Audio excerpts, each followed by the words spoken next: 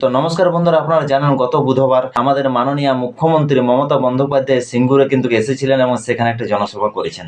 সেটা আপনারা দেখেছেন, আপনারা শুনেছেন। কিন্তু ঘটনাটা কি ঘটেছে জানেন? হুগলি জেলার একটা স্কুলে, নালিকুল বলে একটা স্কুল, সেখানের কিছু ছাত্রছাত্রীদেরকে নিয়ে গিয়েছিল জনসভায় সেখানের প্রধান শিক্ষক। তো আপনারা সম্পূর্ণ ভিডিওটা দেখুন কিভাবে পিতামাতারা, অভিভাবকরা প্রতিবাদটা জানিয়েছে। ভাই তোমাদের কোথায় নিয়ে গেছিলো? কোথায় নিয়ে গেছিলো? কি দিয়েছে ওটা? বিরিয়ানি প্যাকেট দিয়েছে? সিঙ্গুরে গেছিলো?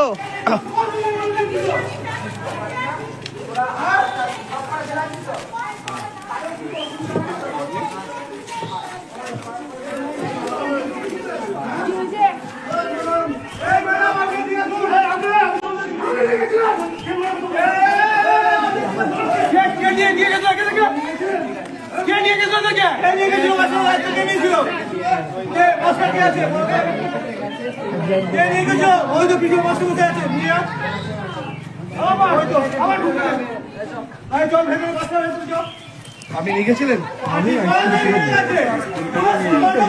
নিয়ে গেছিলেন? আমি স্কুল থেকে নিয়ে আমি স্কুলের গাড়ি দিয়েছি, স্কুল থেকে নিয়ে আমরা কিছু নাই। স্কুল ঘুরে ঘুরে দেবো আজকে। চলো তো দেখি, চলো তো দেখি।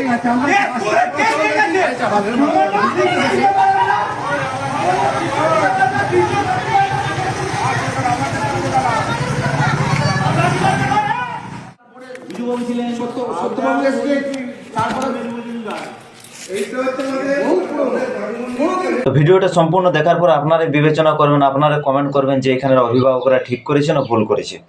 তবে এই সকল অভিভাবকদের অশেষ অশেষ ধন্যবাদ যে তারা তাদের ভয়ভীতি পেশার থেকে বেরিয়ে এসে তারা প্রতিবাদটা করেছে। এবং প্রত্যেক অভিভাবকের কর্তব্য এইভাবে প্রতিবাদ করা। আজ শুধু এই জনসভায় নয়, প্রত্যেকটা জনসভাতেই টিএমসি, প্রত্যেকটা জনসভাতেই মুখ্যমন্ত্রী তার ভাইপো প্রেসারাইজভাবে এবং বিডিওদেরকে কাজে লাগিয়ে এরকম ছাত্রছাত্রীদেরকে নিয়ে আসে, আশা দিদিমণিদেরকে নিয়ে আসে, সিভিক ভলেন্টিয়ারদেরকে নিয়ে আসে, যত অস্থায়ী কর্মী আছে এইভাবে এসে জনসভায় ভিড় করে এবং জনসমর্থন দেখায়, বড় বড় হুম্মি তুম্মি করে।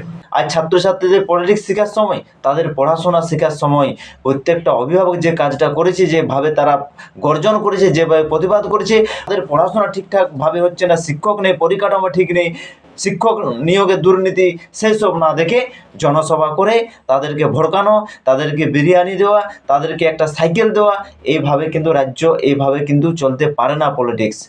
পলিটিক্সে এই রকম কাজকর্ম কিন্তু বন্ধ হওয়ার একান্তই দরকার আছে।